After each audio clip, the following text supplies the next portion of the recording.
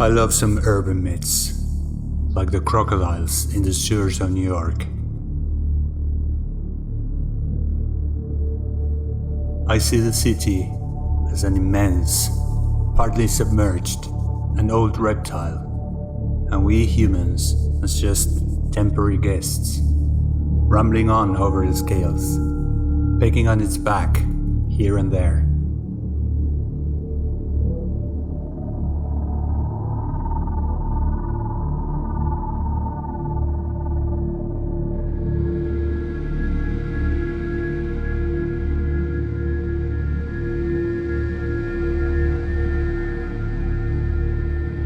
R.P. Browne's Apex is an art project which examines the primal drivers of power, dominance, and hierarchy which lie motionless beneath the crisp urban crust.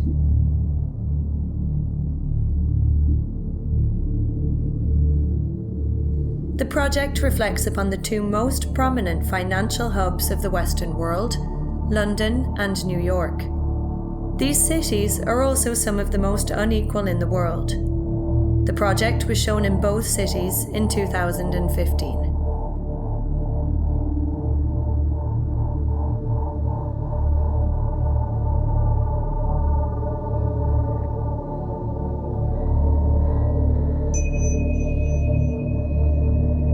I quite like the pictures.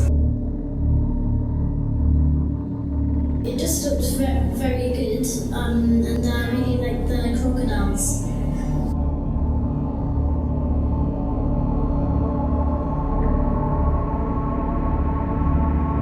It's a completely different perspective from how I felt about big cities, and it brings out the behavioral patterns of the city, which I never felt city has any behavior. I started Water in the aftermath years of the big financial meltdown of 2008, which threatened society with some form of extinction. This painting became the calling card of the project. Looking at water, the threat becomes apparent. What lies beneath, still and undisturbed, can dive at any moment and sink what's above.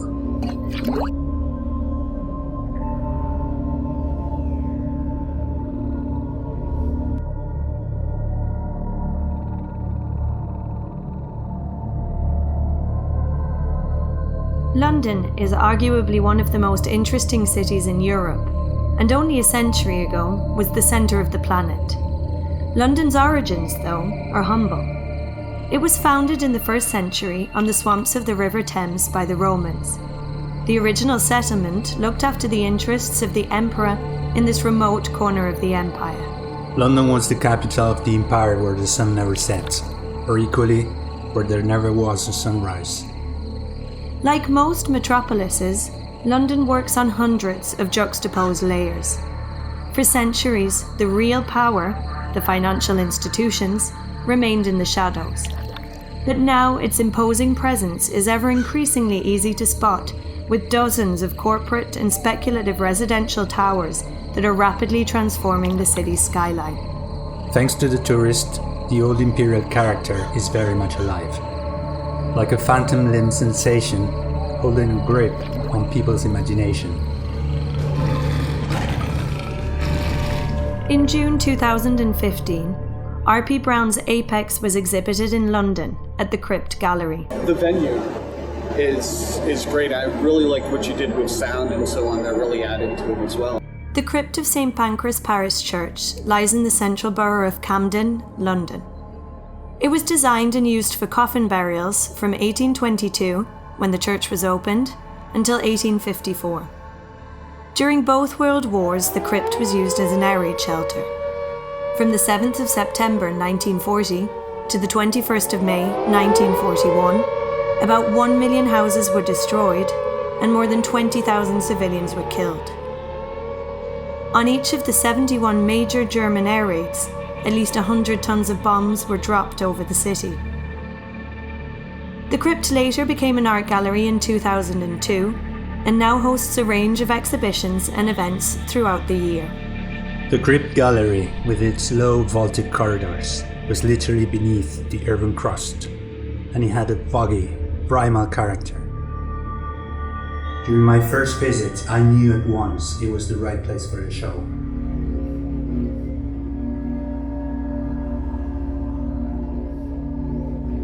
I think it's very, very interesting indeed. The way that you've managed to bring the crocodile in with the four elements.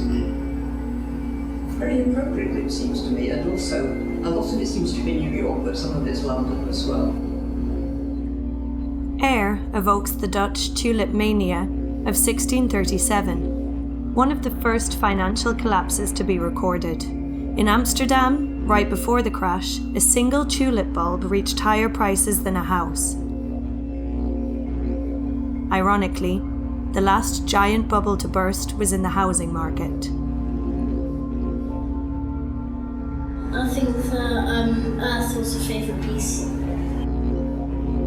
While painting Earth, my mind was on the planet we inhabit. It gives us everything, protects us from roasting, and shelters us like a giant nest. The voracious system ruling the planet is eroding the pillars which sustain life.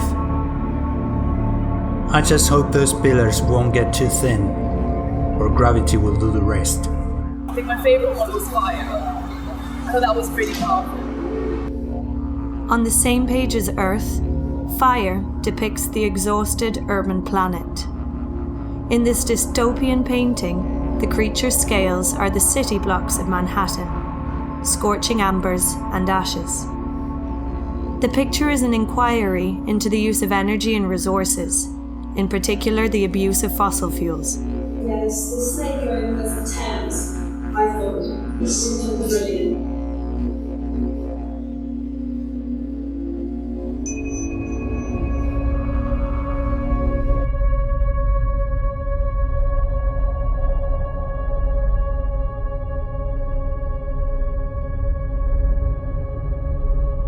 If there's one thing you can't find in nature, well, that is money. The other is the concept of time. It's very common to say or hear that time is money. But it really is the other way around, isn't it? Money is time. Your time, my time, everyone's time. Ultimately, money is a human tool to harness, stash, and trade time. Human time.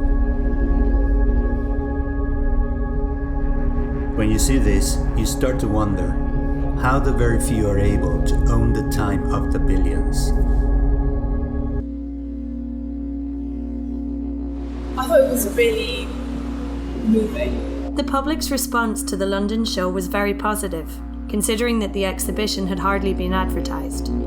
It only took 2 corner banners on Euston Road to draw a constant flow of visitors to the gallery. The artist valued the visitors' diversity and their spontaneous reactions. I thought it was fascinating, actually. It was open to a number of interpretations, I thought. Very evocative, slightly unsettling as well, bearing in mind the subject matter. Yeah, very, very relevant. It was a little bit scary, but I think it was kind of a good kind of scary. Like, it was something that was positive. Like, it helped. R.P. Browne is a painter, architect, and designer.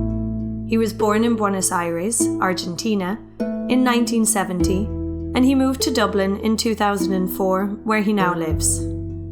Art runs prominently through his family. Both his grandfather and his mother were painters. The work of the artists has stretched for over 2 decades.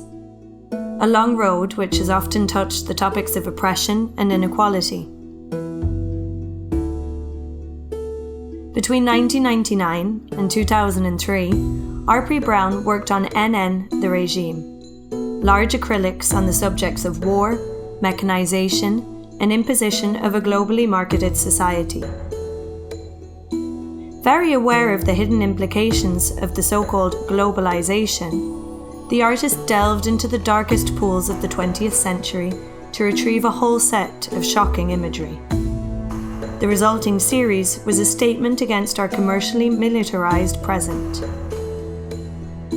In February and March 2003, R.P. Browne took part in the worldwide rally against the invasion of Iraq. As a demonstration placard, he took one of the triptychs, named the Conference of Hamburg, out to the streets.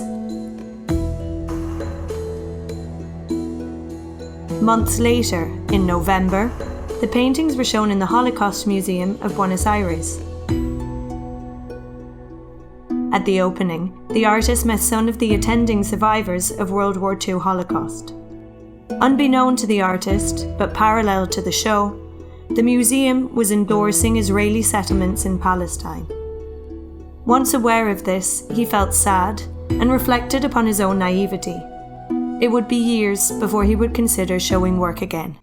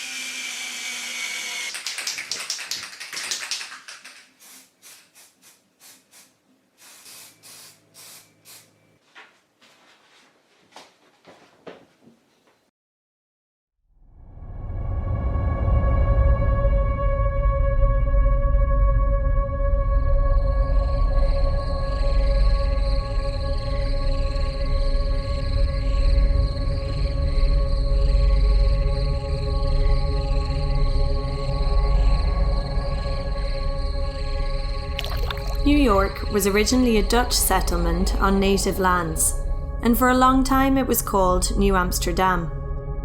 Trade transformed the original swamp in a sequence of boom and bust cycles. Today the city is a prime brand, selling itself over and over in tons of movies, advertisements and television shows. What London was a century ago, New York is nowadays. Only 100 times bigger, taller and faster. New York both impresses you and imposes upon you. Underneath the glamour of rags to riches stories lie only a few human fixations with power, dominance and hierarchy.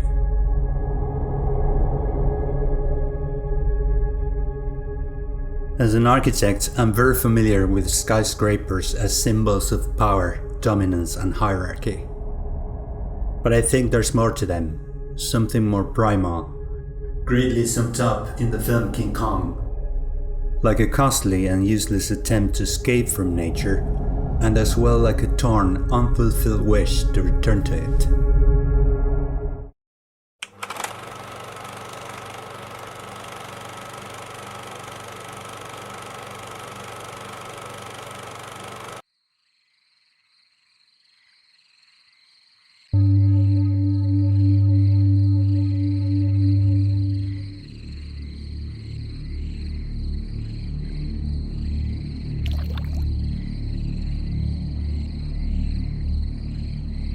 The Swamp series is a spin-off of the Elements paintings.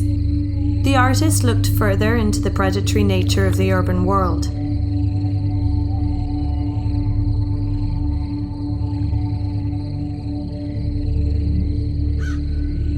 For this series, he used IKEA posters of New York City and turned them into acrylic swamps.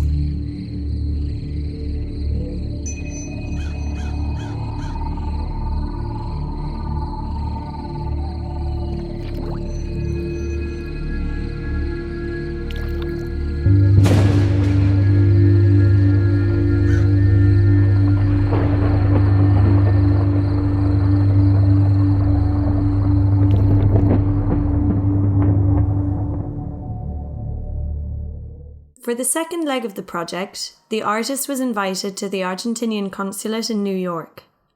The consulate sits in a landmark building on 56th Street, just off 5th Avenue, Midtown, and has a public art gallery. The New York space was the perfect opposite to the crypt in London. It was a large and formal space, very imposing, with a high ceiling and oak paneling on the walls. It truly felt like a boardroom.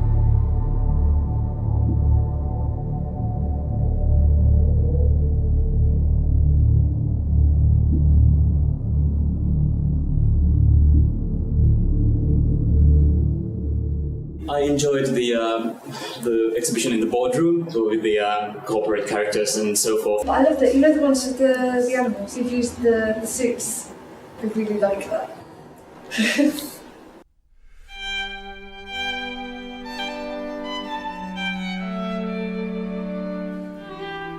In November 2014, R.P. Browne made a short trip to Milan and bought cuts of top quality suit fabric. Milano shows its past and present power pretty much everywhere, with a robust and dominant architecture. Back in his Dublin workshop, he made the frames and carefully stretched the fabric for his next series of paintings, The Boardroom.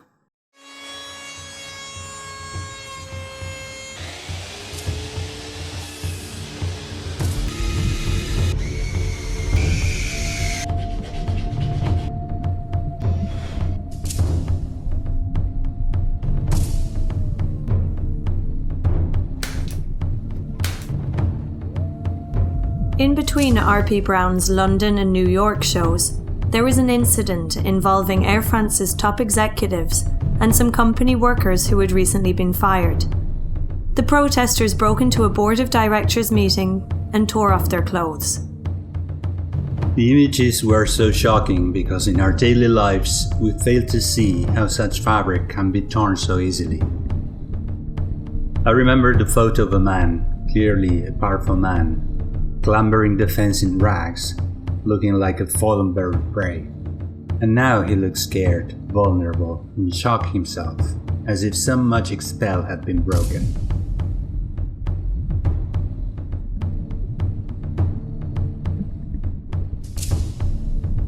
Suits interest me because of the aura of power culturally assigned to them. The boardroom is all about hierarchy. I made portraits of top predators, mirroring their human counterparts.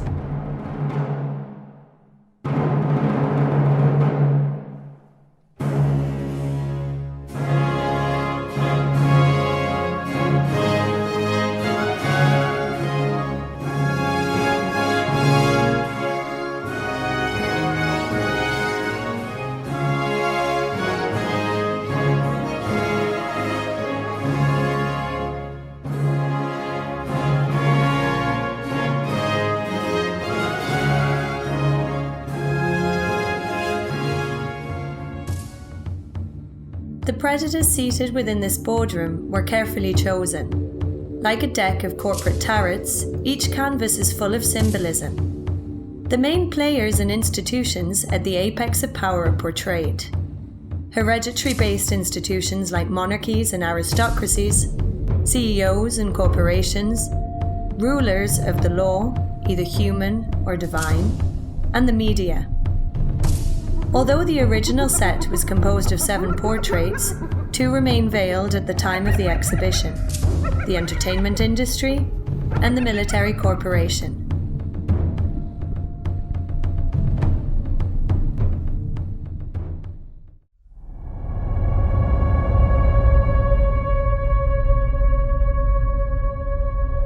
Walking around Wall Street feels to me like being in the belly of the beast. By the way, it doesn't feel too different to City of London or Canary Wharf. In fact, they look more and more like each other, like a beast with 2 heads. Some forms of life have been around way longer than our own species. But unlike us, their blood is cold, which in human terms means no emotions, no empathy. According to science, 1 out of 10 people can't feel empathy towards others. And no matter how well dressed or charming, 1 out of these 10 are really dangerous. That's 1%.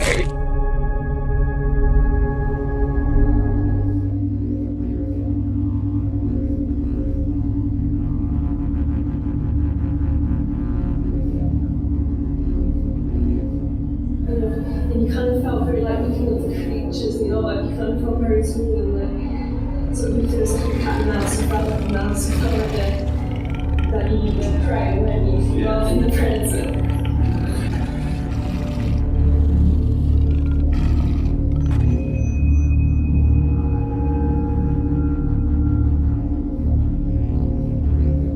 There's always the curiosity to just go down some of the dark ones. I mean, really how autistic is there another apex down that corridor?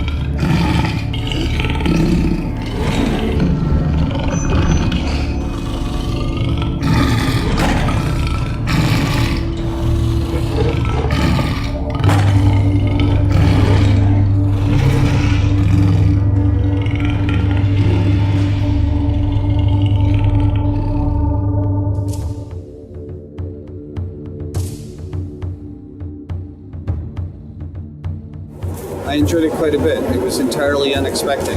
I was just walking down the street. I was moved by the theme. I mean, the boardroom. I thought they were funny. I really liked what you did with the cloth.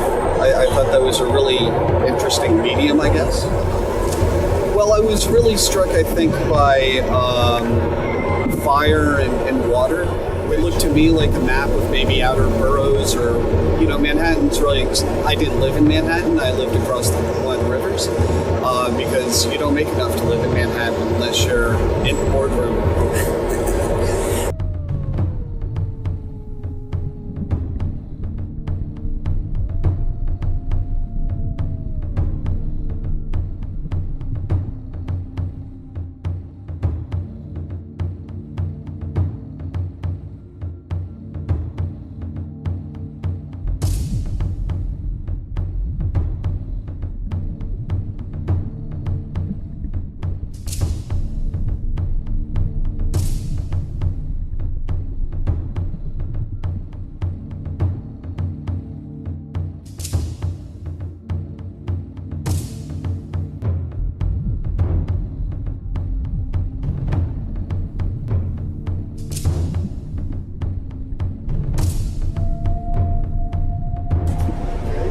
So Akin has delivered all the paintings along with Lucia, his lovely daughter, from Dublin to London, safe and sound.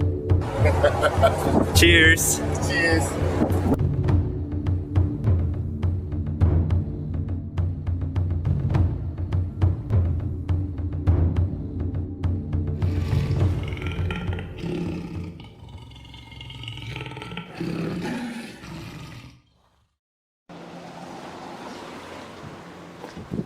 Perfect. Holds the whole lot together.